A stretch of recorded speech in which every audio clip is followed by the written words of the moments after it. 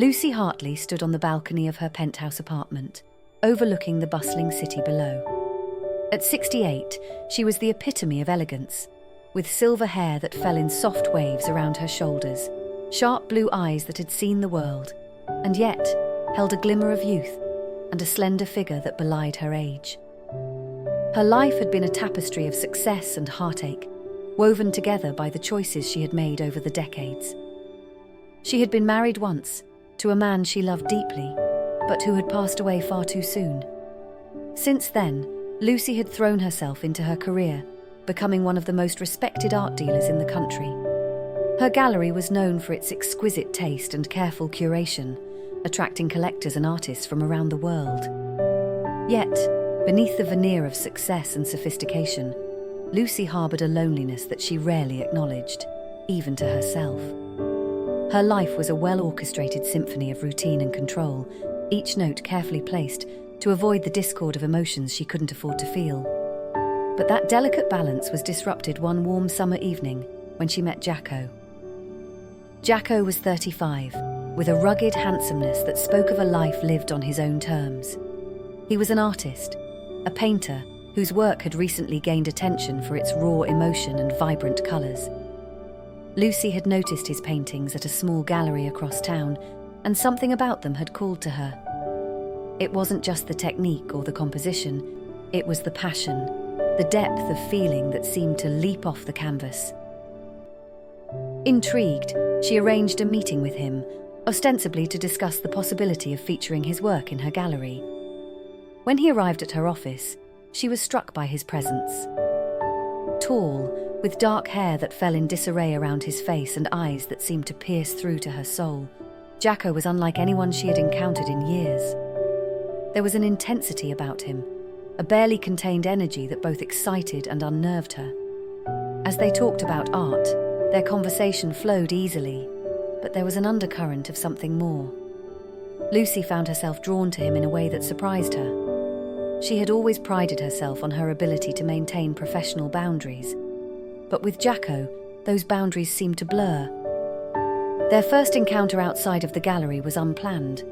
Lucy had attended an exhibition at another gallery and was surprised to find Jaco there as well. They ended up leaving together, walking through the city streets as the night deepened. Their conversation drifted from art to life, to their personal experiences and dreams. There was a connection between them, something that went beyond the physical. It was as if they were two souls who had found each other after years of searching. When they reached her apartment building, Lucy hesitated. She could feel the tension between them, the unspoken desire that simmered just beneath the surface. She knew what was happening, but a part of her resisted. She had always been careful, always in control, but with Jaco she felt herself slipping. He must have sensed her hesitation, because he didn't press her.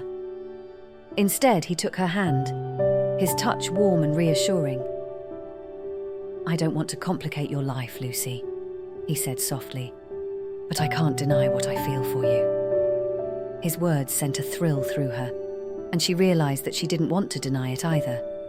She was tired of being careful, tired of living in the shadows of her own emotions. For once, she wanted to feel something real, something intense. Without a word, she led him upstairs to her penthouse. The moment the door closed behind them, the atmosphere changed. All the restraint, all the unspoken tension between them burst into flames. Jaco pulled her into his arms, and their lips met in a searing kiss. It was a kiss that spoke of hunger, of years of longing and unfulfilled desire. Lucy responded with a fervour that surprised even herself. They made love that night, with a passion that was both desperate and tender.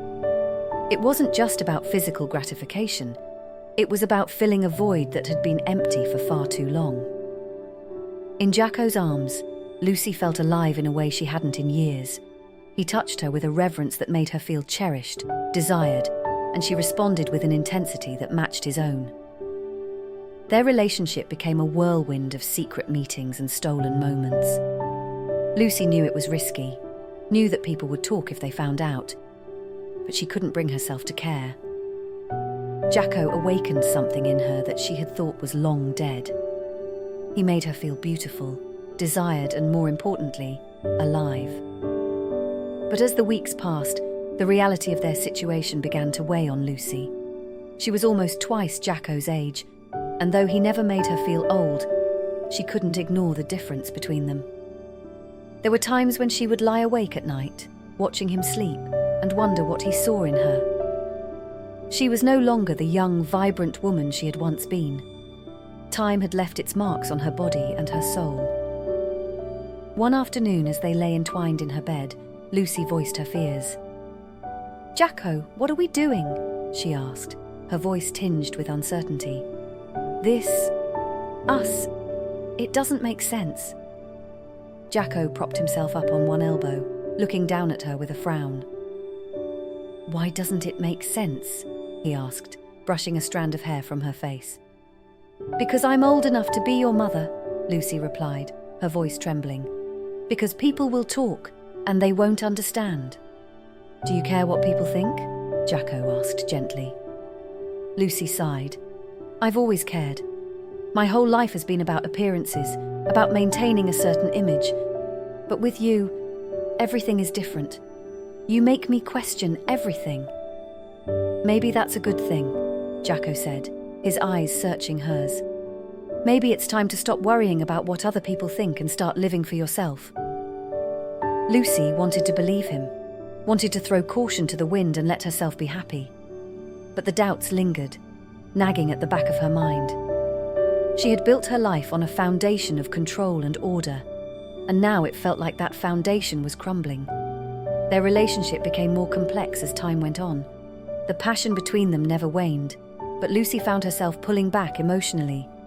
She was afraid of getting too close, afraid of what would happen if she allowed herself to truly fall for him. She'd been hurt before, and the idea of opening herself up to that kind of pain again terrified her. Jaco sensed her withdrawal, and it frustrated him. He was a man who wore his heart on his sleeve, who loved deeply and without reservation. He didn't understand why Lucy was holding back, why she couldn't just let herself be happy. One evening, after a particularly intense argument, Jaco left her apartment in a fit of anger. Lucy was left standing alone in her living room, tears streaming down her face. She knew she was pushing him away, but she didn't know how to stop. As the days passed without any word from Jaco, Lucy found herself sinking into a deep melancholy. She missed him more than she had expected, and the silence between them was unbearable. She wanted to reach out, to apologize, but her pride wouldn't let her. It was during this time of turmoil that her neighbour, Richard, re-entered her life. Richard was a charming, wealthy businessman in his early 60s, and they had been friends for years. He had always been attentive, always there when she needed someone to talk to, and over the years, they had developed a close bond. One evening, Richard invited her over for dinner. It was a simple gesture, one they had shared many times before, but that night there was something different in the air. Perhaps it was the wine, or perhaps it was the loneliness that had settled deep within her. But as the evening wore on, Lucy found herself drawn to Richard in a way she hadn't been before. They talked and laughed, reminiscing about old times, and as the night grew darker, the conversation turned more intimate. Richard had always admired Lucy, always found her captivating, and that night he made his feelings known. "Lucy," he said softly, reaching across the table to take her hand. "I've cared about you for a long time. I know you've been through a lot, and I want you to know that I'm here for you, whatever you need." Lucy looked at him, her heart heavy with confusion. She had always seen Richard as a friend, but now, in her vulnerable state, his words touched something deep inside her. "I don't know what I need, Richard," she admitted, her voice barely above a whisper. "Maybe you just need someone to care for you," he suggested gently. "Someone who understands you, who appreciates everything you've been through." His words were comforting, and as the evening progressed, Lucy found herself leaning on Richard more and more. When he kissed her that night, she didn't resist. It wasn't the fiery passion she had with Jaco, but it was warm, comforting, and safe. They ended up spending the night together, and as Lucy lay in Richard's arms, she felt a sense of calm that she hadn't felt in a long time.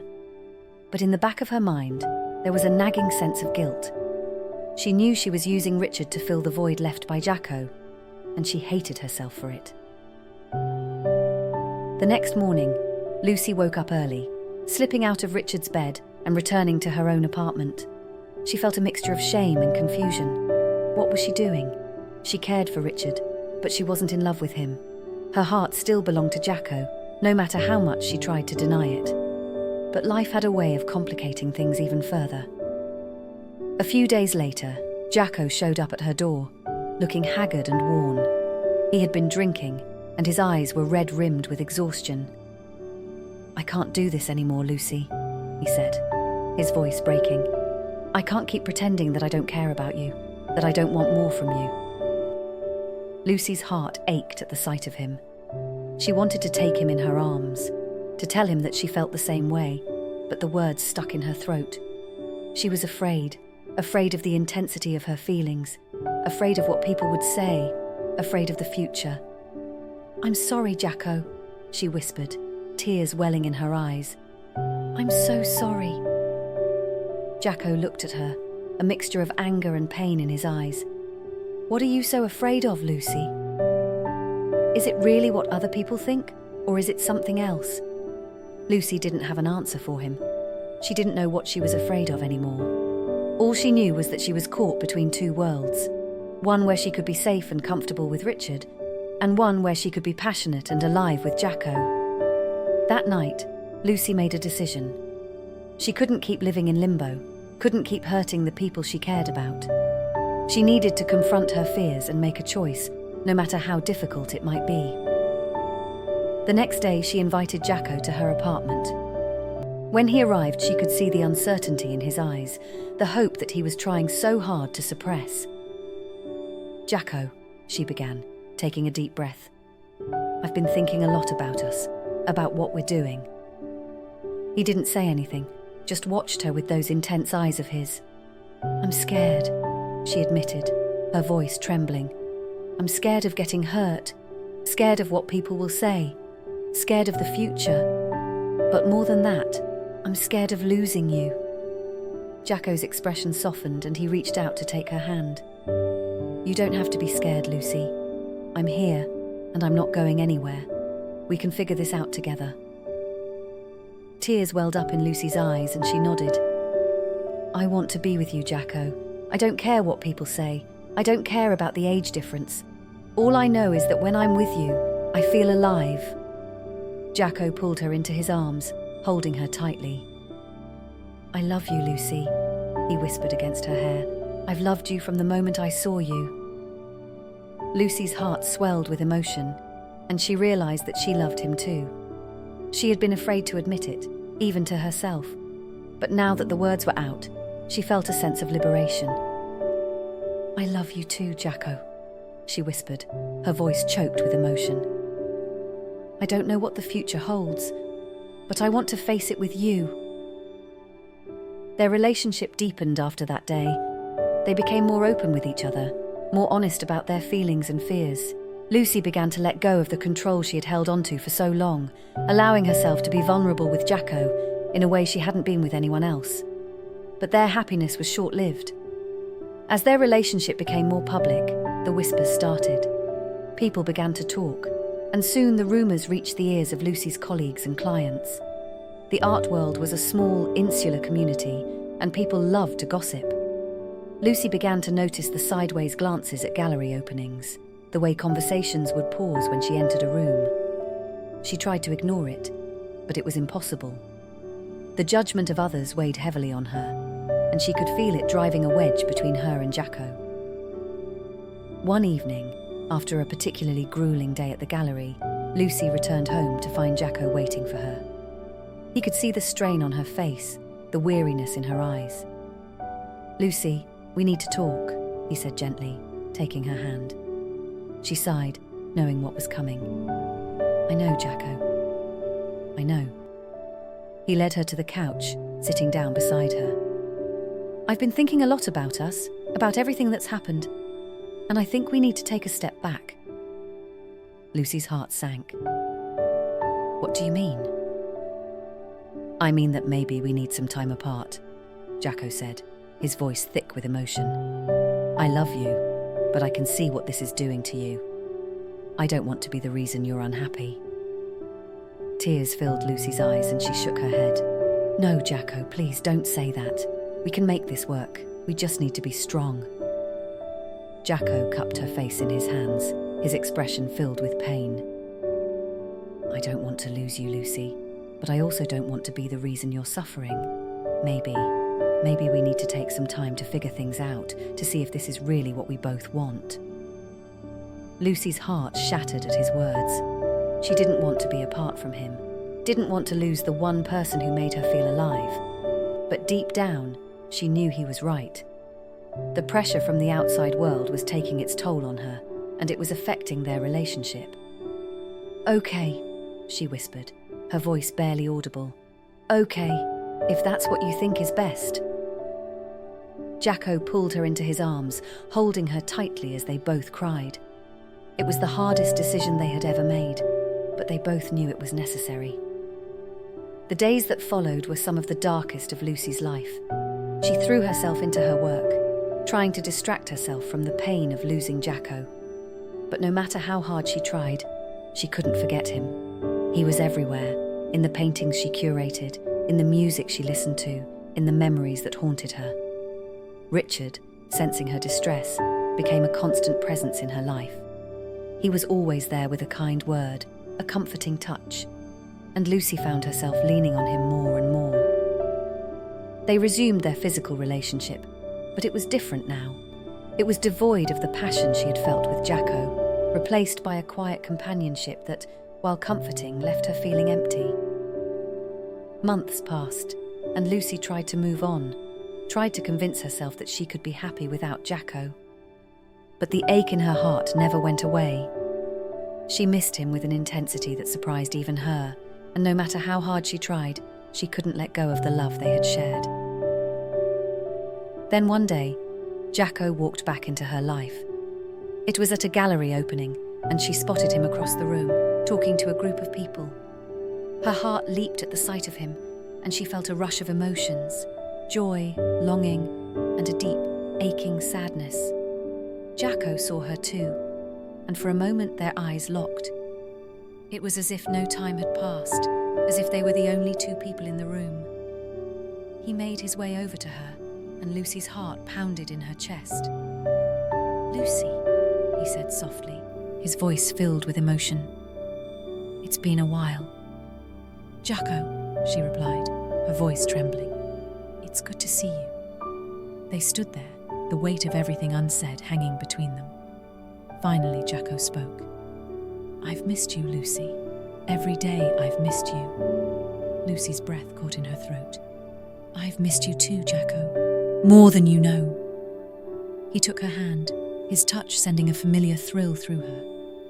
"I don't want to be apart from you anymore," he said, his voice filled with determination. "I don't care what people think. I love you, and that's all that matters." Tears filled Lucy's eyes and she nodded. "I love you too, Jaco. I've always loved you." They embraced, holding each other tightly as the world around them faded away. In that moment, nothing else mattered. Not the judgment of others, not the challenges they would face. All that mattered was the love they shared, a love that had survived the test of time and adversity. Lucy knew that their journey was far from over, that there would be more challenges ahead. But with Jaco by her side, she felt ready to face whatever came their way. For the first time in a long time, she felt at peace, knowing that she had found her true love, no matter how unexpected it had been. Their relationship continued to evolve, filled with the passion and intensity that had always defined their connection. But now, there was something more, a deep, unbreakable bond that had been forged through their shared experiences, their trials, and their love. As they stood on the balcony of Lucy's penthouse, overlooking the city below, Lucy felt a sense of contentment that she hadn't felt in years. She knew that life would never be simple, that their love would always be a little bit complicated. But she also knew that it was worth it, that the love they shared was worth fighting for. And as Jaco pulled her into his arms, pressing a gentle kiss to her lips, Lucy knew that she had finally found the happiness she had been searching for all her life. The future was uncertain, but with Jaco by her side, she was ready to face whatever came next. Together, they would write the next chapter of their love story, one filled with passion, courage, and a love that would last a lifetime.